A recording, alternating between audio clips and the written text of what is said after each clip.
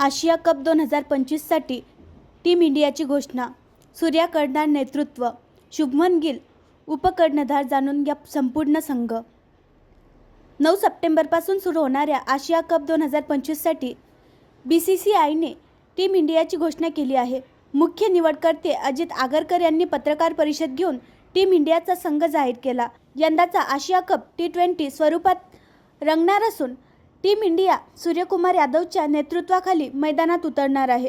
England विरुद्ध कसोटी मालिकेत जबरदस्त फलंदाजी करणाऱ्या कर्णधार शुभमन गिलला पण संघात स्थान मिळालेले आहे, तर संजू सॅमसन आणि अभिषेक शर्मा यांना जागा मिळाली आहे.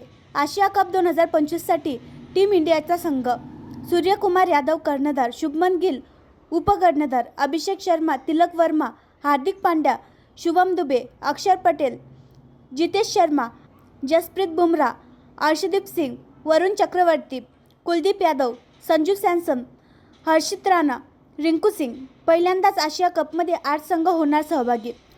2025चा आशिया कप 9 सप्टेंबर ते 28 सप्टेंबर दरम्यान अबुधाबी आणि दुबई येथे खेळला जाईल.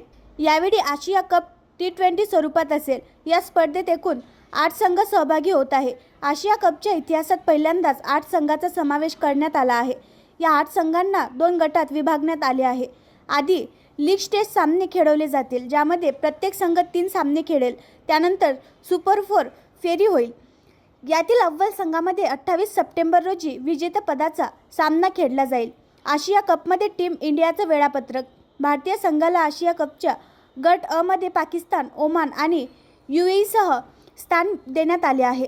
तर गट ब मध्ये श्रीलंका, बांगलादेश, हाँगकाँग आणि अफगाणिस्तानचे संघ आहे. भारतीय संघ आपला पहिला सामना 10 सप्टेंबर रोजी दुबईमध्ये UAE विरुद्ध खेळेल. त्यानंतर त्याचा पुढचा सामना 14 सप्टेंबर रोजी दुबईमध्ये पाकिस्तान विरुद्ध होईल. भारतीय संघ आपला शेवटचा गट सामना 19 सप्टेंबर रोजी अबुधाबीमध्ये ओमान विरुद्ध खेळेल. आशिया कप दोन्ही गटातील टॉप 2 संघ सुपर 4 टप्प्यात पोहोचतील. त्यानंतर सुपर 4 टप्प्यातील टॉप 2 संघांमध्ये विजेतेपदाचा सामना खेळवला जाईल. आणखी नवीन व्हिडिओ पाहण्यासाठी आमच्या देशमुख एक्सप्रेस न्यूज चॅनलला सबस्क्राईब करा, लाईक करा आणि शेअर करा.